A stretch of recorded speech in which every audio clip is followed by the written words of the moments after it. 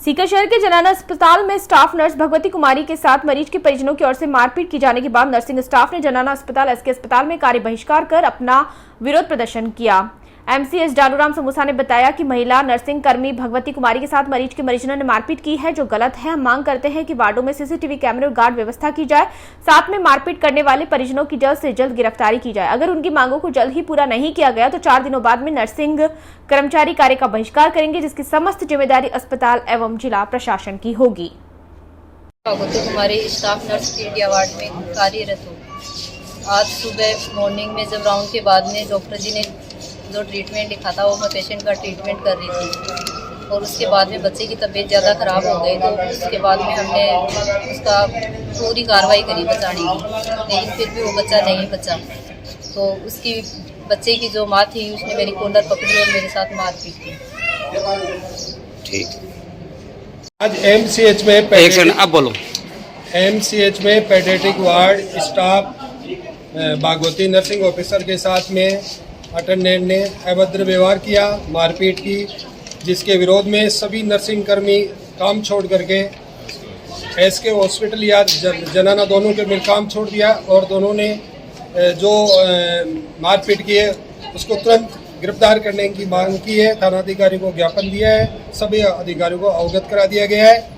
साथ में चेतावनी दे रहे हैं सभी नर्सिंग कर्मी कि अगर भविष्य में दोबारा ऐसी घटना होगी तो हम लोग काम नहीं करेंगे। इस परिस्थिति में काम करने के लिए हम सक्षम नहीं है। तो हम उच्च अधिकारियों से तथा हमारे जो अधिकारी हैं उनसे ये गुजारिश करते हैं कि इस मामले में तुरंत जो भी है दोषी है उसको तुरंत गिरफ्तार किया जाए और हमें ऐसा माहौल उपलब्ध कराया जाए जिससे हमारे नर्सिंग ऑफिसर्स स्वच्छ मानवता पीड़ित मानवता की सेवा अपने कुछ मन से कर सके। सालूराम साहब होता थे मारपीट करने वाले कौन लोग थे? मारपीट करने वाले जोगिलिया जैतासर के थे। क्या नाम था उनका? जोगिलिया जैतासर सुजानगढ़ के थे। नहीं, काम का बहिष्कार कब तक रहेगा आपका? हमारे जो प्रशासनिक अधिकारी है उन्होंने 4 दिन का टाइम दिया है। 4 दिन में हमारे कैमरे लग जाने चाहिए और जो भी हमारी समस्या है उनका समाधान हो जाना चाहिए। गार्डों की कमी है वो हो जानी चाहिए। 4 दिन में अगर नहीं होगा तो हम संपूर्ण कार्य का बहिष्कार करेंगे। सालूराम साहब होता है एमसीएच विंग सीकर।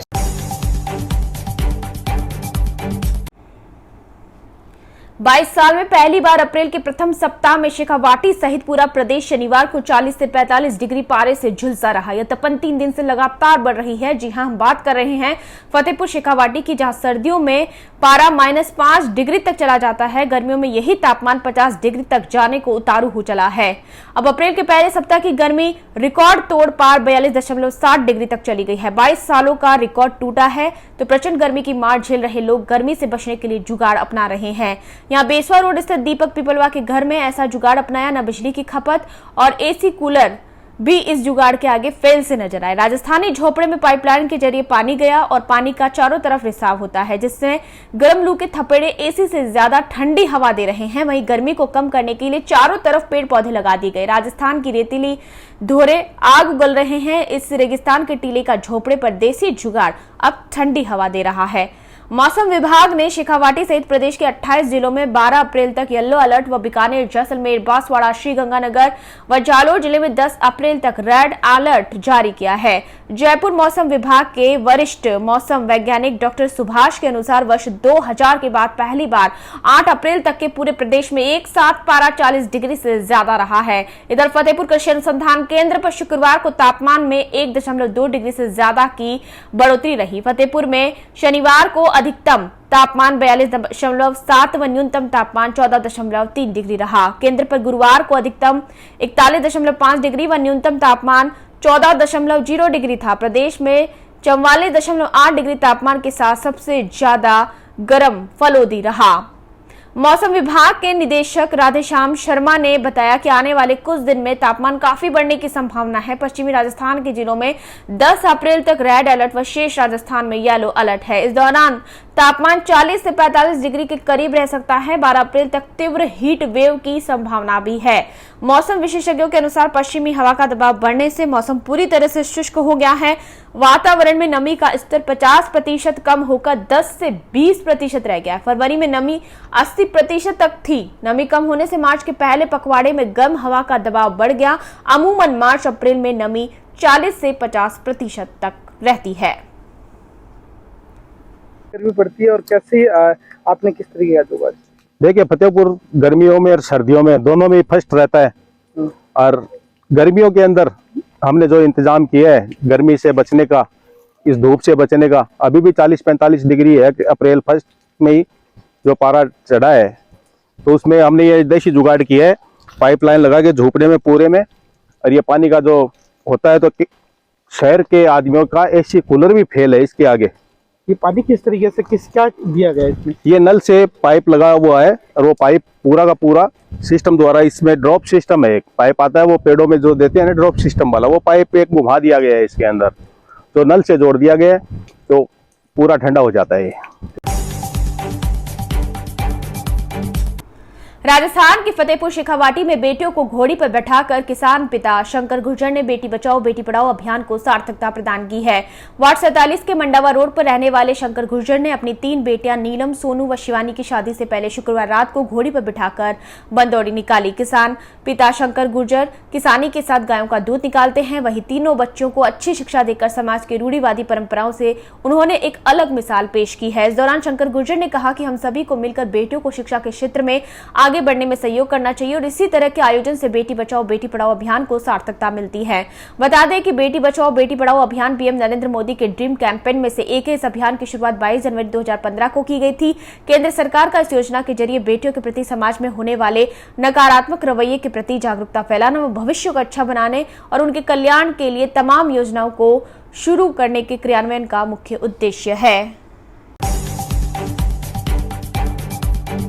रानौली कस्बे के बस स्टैंड स्थित SBI IT कंप्यूटर एकेडमी के विद्यार्थियों ने कोटा विश्वविद्यालय की ओर से मार्च में आयोजित हुई RKCL RSCIT परीक्षा में अपनी सफलता का परचम लहराया। एकेडमिक चेयरमैन राजेंद्र सिंह बगड़िया ने बताया कि संस्था के पंकज बाकोलिया ने 98% अंक प्राप्त कर संपूर्ण सीकर जिले में प्रथम स्थान प्राप्त किया। इसी के साथ उर्मिला जाट, सेडूराम कुमावत, शंकर लाल फुलवारिया, लोकेश जाखड़, शेर सिंह सहित अनेक विद्यार्थियों ने 90% से अधिक अंक प्राप्त कर विश्वविद्यालय में अपनी सफलता का लोहा मनवाया। गुरुवार को बगड़िया लाइब्रेरी रानौली की ओर से विद्यार्थियों का मिठाई खिलाकर अभिनंदन किया गया।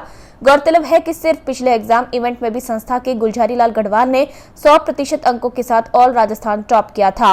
अभिनंदन समारोह के मौके पर जमुना बाकोलिया, आनंद सिंह, अनुराग कुमावत, शंकर लाल फुलवारिया, मोतीलाल कुमावत, शर्मिला, उर्मिला, ज्योति स्वामी, रिंकू, कंचन कुमावत, मंजू वर्मा सहित सैकड़ों विद्यार्थी व ग्रामीण जन मौजूद रहे।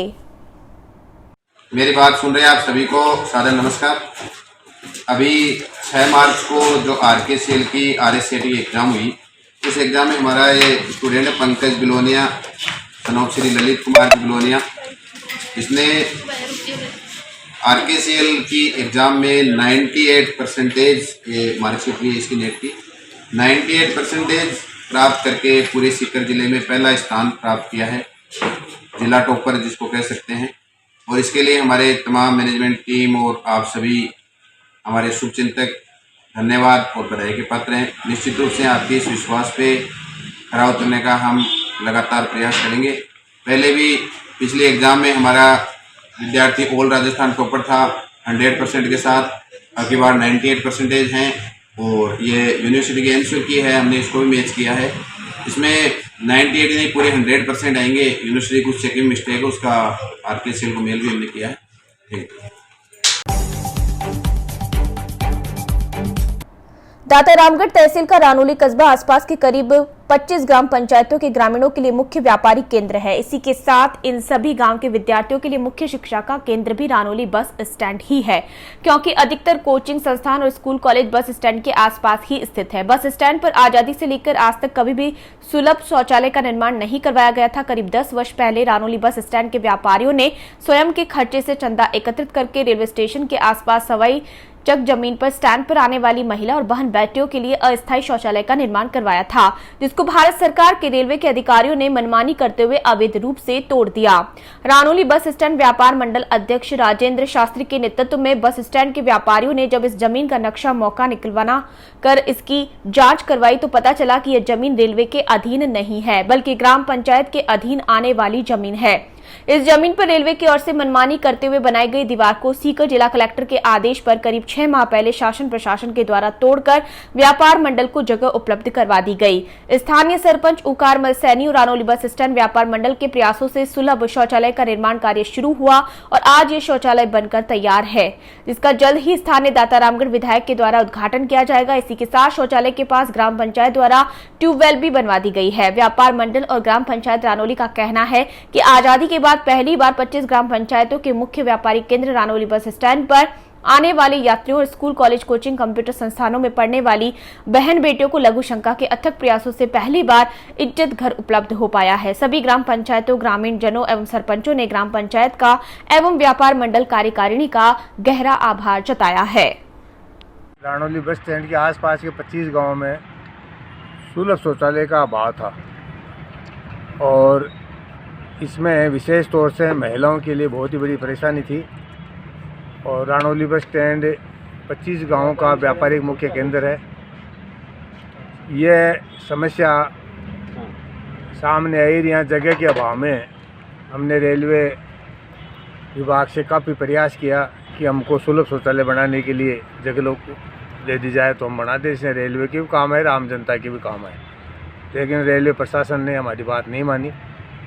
बाद में राजस्व विभाग के अधिकारियों से हमने मिलके इस समस्या को सुलझाने के लिए काफ़ी प्रयास किया, जिसमें हमको नायब तहसीलदार जी से लेकर एसडीएम साहब और कलेक्टर साहब का अच्छा सहयोग रहा और स्थानीय स्तर पर हमारे पटवारी जी और रामचंद्र सिंह जी गिरदाव जी, उन्होंने हमको बहुत मदद करी। इस ज़मीन को रेलवे प्रशासन से मुक्त कराया और ग्राम पंचायत रानौली के द्वारा इस सुलभ शौचालय का निर्माण कराया गया है। फिर यहाँ इस सुलभ शौचालय को विधिवत चलाने के लिए हमको पानी की ज़रूरत हुई तो ग्राम पंचायत के सरपंच को हमने इसके लिए बताया कि अब पानी के बगैर इसका सही ढंग से संचालन नहीं हो पाएगा। उसने तुरंत में हमको एक ट्यूबवेल खुदवा के दिए। हम ग्राम पंचायत रानौली का हर स्तर से आभार व्यक्त करते हैं और इस समस्या से आसपास के 25 गांवों की जनता आराम से अपनी ये लघु शंका से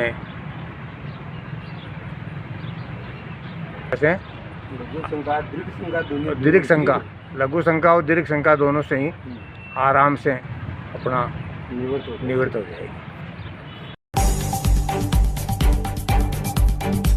10 अप्रैल को रामगढ़ शेखावाटी में रामनवमी महोत्सव के लिए शोभा यात्रा का आयोजन किया जा रहा है। मर्यादा पुरुषोत्तम श्री राम के रामनवमी महोत्सव का आयोजन प्राचीन रघुनाथ मंदिर के महंत गजानंद महाराज के सानिध्य में किया जा रहा है। सभी राम भक्त टोली ने आज गली गली जाकर निमंत्रण दिया, कल अनेक स्थानों पर पोस्टर विमोचन किया और आज बाजार में सभी दुकान प्रतिष्ठानों पर पीले चावल बांट कल का न्योता दिया। आज प्रभात वेला में सभी युवाओं ने मिलकर रामगढ़ में बाजारों में मुख्य स्थानों पर ध्वज लगा जय भगवा पताका फहराई। कल रामलला का जन्मोत्सव पर महारैली जुगलेश्वर महादेव से निकलकर रघुनाथ जी के मंदिर पहुंचकर भव्य महाआरती होगी, जिसमें सभी रामगढ़ वासियों का आना तय है। देश में लगातार बढ़ रही जनसंख्या की असमानता और इसके कारण घटते संसाधन के चलते कठोर जनसंख्या नियंत्रण कानून की जरूरत है। कोरोना काल में लोग ऑक्सीजन के लिए तड़प रहे थे। अकेले राजस्थान में 1 करोड़ से अधिक लोग बेरोजगार है। ये बात शनिवार को जनसंख्या समाधान फाउंडेशन प्रदेशाध्यक्ष नारायण राम चौधरी ने जिला मुख्यालय पर जनसंख्या नियंत्रण कानून लागू करने की मांग को लेकर शुरू की। भारत माता यात्रा के स्वागत कार्यक्रम के तहत आयोजित एक कार्यक्रम के दौरान उन्होंने कहा कि पूरे भारत में 2.4% भूभाग है, पीने योग्य पानी मात्र 4% है, जंगल खत्म हो रहे हैं, जानवरों की रहने की जगह नहीं बची है, खेत उपजाऊ थे वहां पर अब बिल्डिंगें खड़ी हो गई है, सिंचाई का पानी तो छोड़ो, पीने के पानी के लिए भी संघर्ष करना पड़ रहा है। सरकार कितनी भी सुविधाएं कर ले, ये सरकार के बस की बात नहीं है। कुछ काम जनता भी करे, जनता स्वयं जागे और इस राष्ट्र के लिए काम करे। हम जनता को ही जगाने का काम कर रहे हैं।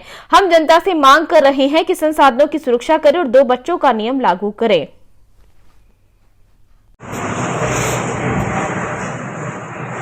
जनसंख्या समाधान फाउंडेशन की हमारी ये भारत माता यात्रा पूरे प्रदेश भर में 3 महीने तक चलेगी और 1 जुलाई को जयपुर में बड़ी जनसभा होगी। अभी हम पूरी जनता के बीच जाकर के जनसंख्या नियंत्रण कानून के लिए जनता से जन समर्थन मांग रहे हैं। ये जनसंख्या जिस गति से बढ़ रही है, एक दिन ऐसा हालात हो जाएंगे देश के अंदर कि हम गृह युद्ध के आगे बढ़ जाएंगे। आज जनसंख्या का असंतुलन भी देश के लिए बड़ा खतरा हो रहा है। आज 9 राज्य हिंदू अल्पसंख्यक हो गए, जहाँ जहाँ हिंदू बढ़ा देश घटा।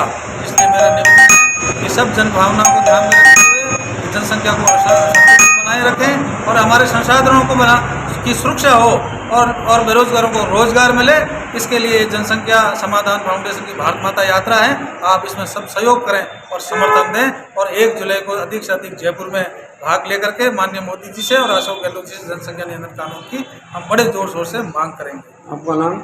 नारायण राम चौधरी, प्रदेश अध्यक्ष जनसंख्या समाधान फाउंडेशन राजस्थान। नारायण तो सीमित मात्रा में ही बच्चे रोजगार नहीं मिल रहे कर रहे हैं, लेकिन कुछ योजनाबद्ध तरीके से इस्लाम के मानने वाले हैं चाहे ईसाई को मानने वाले हैं, ये योजनाबद्ध तरीके से बच्चों की वृद्धि कर रहे हैं, धर्मांतरण करा रहे हैं, लव जिहाद करा रहे हैं। इससे धार्मिक असंतुलन बढ़ रहा है। इसको रोकना सरकार की जिम्मेदारी है, कुछ हमारे जनता की भी जिम्मेदारी है। बीच आज हम आप देखें तो हमारी एक आज हिंदू तो 32 साल में शादी करने लगा, एक शादी की उम्र भी बढ़ा ली अपने आप में। बच्चा फिर वो 30 साल में जो नौकरी के लिए भटकता है तो उसको नौकरी भी नहीं मिलती। जब उसको नौकरी नहीं मिलेगी तो वो फिर बच्चा भी पैदा नहीं कर रहा। तो मैं हिंदू समाज से आह्वान करता हूँ कि एक तो 21 साल के अंदर बच्चा बच्ची की शादी कर दें, दूसरा हिंदू को रोजगार तो दें। जब उसको बच्चे को रोजगार मिलेगा तो बच्चा भी पैदा करेगा। अगर बच्चा हिंदू पैदा नहीं करेगा तो ये जनसंख्या का असंतुलन होगा। हिंदू बच्चा पैदा नहीं करेगा तो ये लोकतंत्र की भी असंतुलन होगा, और हिंदू बच्चा पैदा नहीं करेगा तो बॉर्डर पे सेवा देने पहुंच जाएगा, और हिंदू बच्चा पैदा नहीं करेगा तो हमारा ये सनातन धर्म, संस्कृति और ये मंदिर, गौ माता, गीता इस राष्ट्र में बचने वाले नहीं है। अगर जनसंख्या असंतुलित हो गई, आज हालत पाकिस्तान में, बांग्लादेश में, कश्मीर में देख रहे हैं। हमारा आंकलन है 2050 तक यानी 28 साल बाद में 240 लोकसभा क्षेत्र में हिंदू अल्पसंख्यक हो रहे हैं। जनसंख्या समाधान फाउंडेशन राजस्थान जनसंख्या नियंत्रण कानून की मांग को लेकर जन समर्थन हेतु 2 अप्रैल करणी माता मंदिर बीकानेर से भारत माता यात्रा का आयोजन रवाना की गई है वहाँ से। और पिछले 4 वर्ष से हम राजस्थान में एक जन जागरण अभियान बड़े स्तर पर चला रहे हैं। जनसंख्या नियंत्रण कानून इस देश में अभी लागू होना चाहिए। और उससे पहले भी हमने मेरठ से जंतर मंतर तक पैदल यात्रा की और 120 सांसदों के साइन करा के ज्ञापन राष्ट्रपति महोदय जी को भी सौंपा, और पूरे राजस्थान नहीं बल्कि पूरे भारत में एक जनसंख्या नियंत्रण कानून का माहौल पूरा खड़ा हुआ। और राजस्थान में भी हमारे 33 जिलों में, उससे पहले हमने जिला बैठकें भी की, सभी जिलों और उपखंडों से माननीय राष्ट्रपति जी, प्रधानमंत्री जी और मुख्यमंत्री जी के नाम उससे पहले हमने ज्ञापन दिया है। अब हमारी ये भारत माता यात्रा एक बड़ा जन आंदोलन बनाने के लिए हम निकाल रहे हैं। 3 महीने तक पूरे राजस्थान में प्रत्येक जिला और विधानसभा क्षेत्र में जाएगी और हमें बड़ा जन समर्थन मिल रहा है। बीकानेर में 1 लाख लोगों ने इसका स्वागत किया और मुझे वहाँ मुख्य वक्ता के रूप में मैं उस धर्म यात्रा में सम्मिलित हुआ और एक जनसंख्या का विषय रखा। तो लोगों ने जोर शोर से नारे लगा के इसको समर्थन दिया। इसके बाद हमने गंगानगर में आए तो गंगानगर में लोगों ने बड़े 3-4 किलोमीटर तक लंबी रैली यात्रा निकाली। फिर हम सादुल शहर गए विधानसभा क्षेत्र में, वहाँ ब्रजमोहन जी शरण जी और उनकी टीम ने बहुत अच्छा कार्यक्रम हमारा रखा, जिसके अंदर 2,500 से 3,000 लोग विधानसभा क्षेत्र में थे। इसके बाद हम हनुमानगढ़ में जन समर्थन मिला। उसके बाद कल नौहर के अंदर तो पूरा शहर भगवामय हो गए, भगवा ध्वज। इस तरह से लोगों के मन में एक पूरी टीस है, क्योंकि जिस तरह से कोरोना काल में उन्होंने सामना किया है ऑक्सीजन के लिए भी। आज अगर कोई बच्चा पैदा करता है तो उसकी सरकारी सुविधाएं समाप्त होनी चाहिए। 2 से अधिक अगर कोई बच्चा पैदा करता है तो उसके माँ बाप के मत अधिकार समाप्त होने चाहिए। और 2 से अधिक अगर कोई बच्चा पैदा करता है तो इतना कठोर कानून होना चाहिए जैसे चीन में है, या फिर नीतीश जी ने नशाबंदी का बनाया, वहाँ अक्सर टू अक्सर पालन हो रहा है। नहीं तो ऐसे नशाबंदी का यहाँ राजस्थान में कानून तो बना हुआ लेकिन पालना नहीं हो रहा। कानून बना देने से कुछ नहीं होगा। कानून को जब तक आप सख्ती के साथ नहीं बनाओगे, जन जागरण नहीं करोगे, तब तक उसका लाभ नहीं होगा। इसलिए मेरी सरकार से मांग है कि सख्त जनसंख्या नियंत्रण कानून बनाए और उसके माँ बाप को कम से कम 2-3 बच्चा पैदा करने वाले के माँ बाप को 10 वर्ष की सजा होनी चाहिए। ये हमारी मांग है और ये एक बड़ा जन आंदोलन बन रहा है और इसमें हम कामयाब होंगे। भी खत्म हो जाएगा और ये अखंड संस्कृति जो भारत की मान रहे हैं वो भी खत्म हो जाएगी। इसलिए मेरा आह्वान है पूरे हिंदू समाज से, हमारे संत समाज से, मातृशक्ति से, युवाओं से। आज राजस्थान में 1 करोड़ युवा बेरोजगार घूम रहे हैं। 1000 फार्म भरने जाते हैं, विज्ञप्ति निकालती है सरकार, तो 23 लाख फार्म भरे जाते हैं। उनको भीड़ का सामना करना पड़ रहा है युवाओं का। तो मैं युवाओं से भी आह्वान करता हूं कि आप इस जनसंख्या आंदोलन से जुड़े और ये 3 महीना की यात्रा के बाद 1 जुलाई को जयपुर के अंदर बड़ी जनसभा करेंगे हम, करीब 3 से 4 लाख लोगों की, और सरकार पर दबाव बनाएंगे। हम दबाव बनाएंगे माननीय मोदी जी पे, अशोक गहलोत जी से। अशोक गहलोत जी से हम कह रहे हैं कि 95 का जो कानून है वो बहुत ही लचीला है। आप सख्त जनसंख्या नियंत्रण कानून 2022 से दोबारा बनाए और उस कानून को पूर्णतः 95 को खत्म कर दिया जाए और सरकारी सुविधाओं के आधार पर बनाया जाए। 2.4% भूभाग हमारे पास है, पीने योग्य मात्र 4% पानी है। सरकारों के बस की बात नहीं है, कितनी भी वो सुविधाएं कर ले, लेकिन जिस तरह से जनसंख्या बढ़ रही है, ये दानव रूपी जनसंख्या सभी विकास को निगल रही है और ये देश के लिए गृह युद्ध के हालात पैदा कर देगी। इसके साथ ही जनसंख्या का असंतुलन बहुत बड़ा स्तर पर हो रहा है। आज 9 राज्यों में हिंदू अल्पसंख्यक हो गए। ये धर्मनिरपेक्षता का जो नारा देते हैं, मैं उनको कहना चाहूंगा कि ये धर्मनिरपेक्षता तब तक ही है इस देश के अंदर जब तक हिंदू बहुमूल्य क्षेत्र है। और हम सब आज इस स्थिति में हो गए हैं कि 9 राज्यों में हिंदू अल्पसंख्यक हो गए हैं। जब तक हिंदू हैं, जब तक धर्मनिरपेक्षता है, जब तक हिंदू हैं, जब तक ये अखंड भारत है। जहां जहां से हिंदू घटा है, वहां वहां से देश बटा है। आज रानौली के समीप ग्राम पंचायत खंडेलसर के मूल निवासी प्रवासी उद्योगपति और राजस्थान के सुप्रसिद्ध भामाशाह बनवारी लाल अशोक कुमार जांगी ने गोरिया रानौली के बीच अपने आराध्य देव हनुमान जी महाराज की 31 फीट ऊंची मूर्ति का निर्माण करवाकर अनुकरणीय पहल की है। बनवारी लाल ने बताया कि उनके पिता गणपत लाल जांगीर और माता शांति देवी बालाजी और शिव शंकर के भक्त थे, जिनके साथ वह बालाजी के छोटे छोटे मंदिरों में जाया करते थे, जिससे उनकी भी आस्था बालाजी के प्रति बढ़ गई। और जब जीविका उपार्जन के लिए बनवारी लाल ओमान मस्कत चले गए, जहां पर रहते हुए भी उन्होंने हनुमान जी की भक्ति नहीं छोड़ी और सालासर दरबार की तस्वीर ले जाकर प्रतिदिन अपना कार्य शुरू करने से पहले ओमान में भी हनुमान जी की भक्ति शुरू कर दी। धीरे धीरे हनुमान जी की कृपा से बनवारी लाल जांगीर का व्यापार फलता फूलता गया और अच्छे खासे उद्योगपति के रूप में पहचाने जाने लगे। जब बनवारी लाल को लगा कि यह सब कुछ हनुमान जी के आशीर्वाद से ही हो रहा है, तो उन्होंने सबसे पहले अपनी जन्मभूमि खंडेलसर के पुराने मंदिरों का स्वयं की मेहनत से कमाई गई पूंजी से जीर्णोद्धार करवाया। उसके बाद हनुमान जी के प्रति लगातार उनकी गहरी आस्था बढ़ती गई। स्वयं की जन्मभूमि खंडेलसर में 3 मंदिर और 1 सार्वजनिक धर्मशाला का निर्माण करवाया। रेवासा धाम में स्वामी राघवाचार्य जी की प्रेरणा से करीब 31 लाख रुपए की लागत से बूढ़ा बालाजी मंदिर का निर्माण करवाया। रानौली बिजली ग्रिड के बालाजी मंदिर का मुख्य गुंबद और मूर्ति का निर्माण करवाया। स्वयं की जन्मभूमि खंडेलसर के सरकारी विद्यालय में भी लाखों रुपए खर्च कर 1 कमरे के निर्माण और स्कूल के मुख्य गेट का निर्माण करवाया।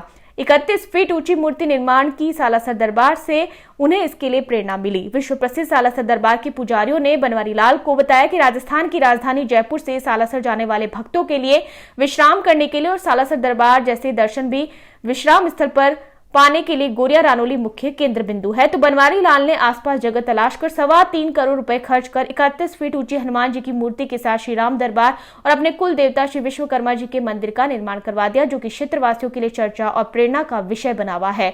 आसपास के मंदिरों में आज तक कभी भी 5 फीट से ऊंची प्रतिमा नहीं देखी गई। हनुमान जी महाराज के प्रति आस्था रखने वाले हजारों भक्तों ने भी सालासर दरबार के भक्त बनवारी लाल की गहरी प्रशंसा की है।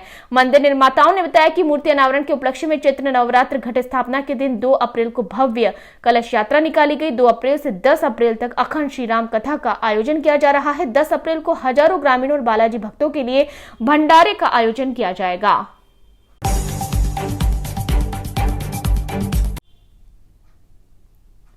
करौली में हिंसा के बाद में अब राजस्थान में प्रशासन रैलियों पर कड़ी नजर बनाए रखे है। फतेहपुर शेखावाटी में रामनवमी के मौके पर रविवार को आयोजित होने वाली भगवा रैली को लेकर प्रशासन पूरी तरह से अलर्ट मोड पर आ गया है। रैली में किसी तरह की अव्यवस्था नहीं हो, उपद्रव नहीं हो, उसके लिए प्रशासन ने एसडीएम कार्यालय के सभागार में शहर के गणमान्य नागरिकों की बैठक आयोजित की। बैठक में रैली के आयोजनकर्ता और कई धर्मों के लोग और व्यापार मंडल के लोग मौजूद रहे।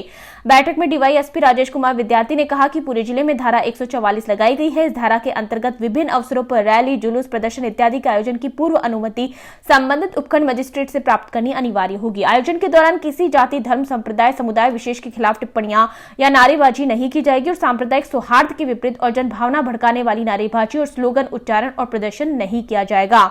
इस दौरान समस्त सार्वजनिक निजी संपत्ति की सुरक्षा एवं कार्यक्रम प्रबंधन का दायित्व आयोजकों का रहेगा। इस संबंध में आयोजक के द्वारा एक शपथ पत्र भी अनुमति के लिए आवेदन के समय समक्ष अधिकारी को प्रस्तुत करना होगा। रैली, जुलूस, प्रदर्शन में किसी प्रकार के अस्त्र शस्त्र का प्रयोग और प्रदर्शन नहीं करेंगे। बैठक के दौरान लोगों से रास्ते को लेकर चर्चा हुई। इसके अलावा समय का विशेष ध्यान रखने की हिदायत दी गई। आयोजकों ने बताया कि भगवा रैली रविवार को शाम 3 बजे गढ़ प्रांगण से शुरू होगी और 6:30 बजे खत्म होगी। इस दौरान कोतवाल उदय सिंह यादव ने कहा कि उपद्रवियों से सख्ती से निपटा जाएगा और किसी भी तरह की लापरवाही बर्दाश्त नहीं की जाएगी। आयोजकों ने प्रशासन के समक्ष आवेदन पेश किया और शपथ पत्र दिया। सर, तैयारियां तो ये है कि परसों अपनी राम जन्म उत्सव है, रामनवमी का दिन है, उसके लिए पूरा शहर तैयारियों में झूम रहा है। पूरा शहर में एक अलग उत्साह है। सब प्रकार से सब समुदाय सब मिलके एक सौहार्द तरीके से, शांतिपूर्ण तरीके से ये पूरा शोभा यात्रा निकाली जाएगी। उसके संदर्भ में आज प्रशासन द्वारा मीटिंग रखी गई, उसमें हम सब इकट्ठे थे और उसी विषय पे चर्चा हुई कि शांति से बहुत एकदम अनुशासित तरीके से ये पूरी शोभा यात्रा निकलेगी। इसकी तैयारियों के लिए हम प्रत्येक वार्ड वाइज और गांव-गांव, ढानियों में इसकी मीटिंगें चल रही हैं, बैठकें चल रही हैं। लोग अपने आप हुजूम से इसमें जुड़ रहे हैं और इस बार निश्चित तौर पे एक ऐतिहासिक शोभा यात्रा फतेहपुर में निकलेगी। आगामी 10 तारीख को फतेहपुर कस्बे के अंदर रामनवमी के अवसर पर यहाँ एक नववर्ष आयोजन समिति की तरफ से एक भव्य आयोजन प्रस्तावित है। उसी भव्य आयोजन को किस तरह से हम लोग सुरक्षित और सुगम तरीके से मना सकें और शांति और सद्भावना पूर्वक मना सकें, उसी के संदर्भ में आज आयोजन समिति के सदस्यों और गणमान्य व्यक्तियों और व्यापार संघ के जो अध्यक्ष हैं उनके यहाँ मीटिंग की गई थी उसके संदर्भ में। और उस मीटिंग के अंदर जो है बहुत ही हेल्दी माहौल के अंदर सब लोगों ने ये सहमति जाहिर की है कि पुलिस प्रशासन को पूरा सहयोग करते हुए और हम लोग आपस में इस रैली को बहुत अच्छे से मनाएंगे और इसका सफल आयोजन किया जाएगा। सीकर में शुक्रवार को शाम के समय सबसे बड़े पार्क स्मृति वन में आग लग गई। आग की जानकारी सबसे पहले 2 डॉक्टरों को हुई। भ्रमण पर गए डॉक्टर अजय काचला और एमडी काचला ने बताया कि जब उन्होंने धुआं उठता देखा तो उन्हें आग लगने का अंदेशा हुआ। जब वे नजदीक गए तो वहां आग लगी हुई थी। उन्होंने उसे बुझाने का प्रयास किया और वनपाल धनाराम जाट, वन रक्षक भारत सिंह, जगदीश सेन व कैटल गार्ड नाथूराम पारिक को आग की सूचना दी। उसके बाद आग पर काबू पाया जा सका। दमकल आग पर काबू पाने के लिए बहुत देर से पहुंची। दोनों डॉक्टरों की सूझबूझ से आग पर काबू पाया जा सका और हवा के नहीं चलने से बड़ा नुकसान होने से बच गया। और आग कहाँ लगी? ये सर स्मृति वन में लगी। हम शाम के टाइम में डॉक्टर अजय काजला और मैं डेली का ही है हमारा, घूमने के लिए आते हैं इवनिंग वॉक के लिए। तो हम जैसे अंदर घुसे थोड़ी बीच का रास्ता है ना, तो अपने ये कौन सी गोदाम है डॉक्टर? एफसी गोदाम जो पीछे वाला है ना, उसके पीछे आगे तो हमने यार कुछ जल रहा है तो आगे की तरफ गए तो वो तो भयंकर लगी हुई थी। तो वहाँ एक वो बंदा भी रहता है, वहाँ वो एक तालाब सा भी बना हुआ है, किसी तालाब से ही पानी तो वो बंदा वहाँ था नहीं। तो मैं डॉक्टर साहब ने काफ़ी पानी डाला, फिर मेरे पास किसी के नंबर नहीं। अब तो SP office, additional SP office से मेरे पास नंबर थे, वो मेरे पास आते हैं पेशेंट के रूम में, तो उनको फ़ोन किया, उन्होंने मेरे को कंट्रोल रूम के दिए। फिर ऐसे आगे से आगे फिर डॉक्टर साहब के पास भी वो सौमेंद्र जी का नंबर आ गया। फिर ऐसे लेकिन काफ़ी टाइम तक रही और आधा पौन घंटे बाद में वो अग्निशमन भी आ गया। सर कितने पेड़ पौधे जल? आगे बढ़ते अब जैसे डाल रहे हैं तो आगे भी दिख रहा है तो और आगे बढ़ रही है। ड्रिप सिस्टम के अंदर लग गई वो आगे से आगे बढ़ गया जी। हाँ, आपका शुभ नाम सर? मेरा नाम डॉक्टर एमडी काजला और ये डॉक्टर अजय काजला, डेंटल।